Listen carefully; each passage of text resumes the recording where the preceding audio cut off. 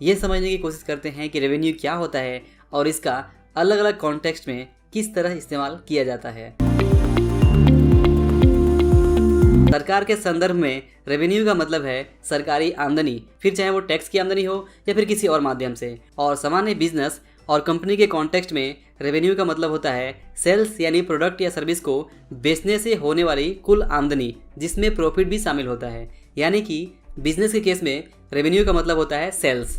तो अब जब भी आप रेवेन्यू शब्द को सुने या देखें तो आपको बिल्कुल भी कंफ्यूज नहीं होना है। आपको सबसे पहले ये देखना है कि रेवेन्यू शब्द का किस संदर्भ में यानी किस कॉन्टेक्स्ट में इस्तेमाल किया जा रहा है।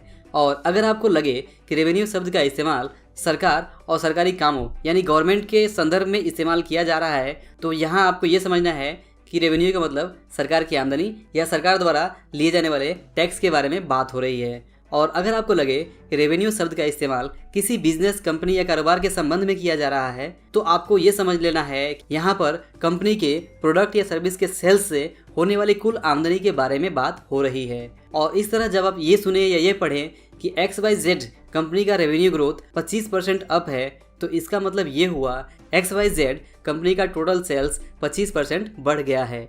और अगर आप ये सुने कि ABC कंपनी का रेवेन्यू ग्रोथ 25% डाउन है, तो इसका मतलब ये हुआ कि ABC कंपनी का टोटल सेल्स 25% कम हो गया है।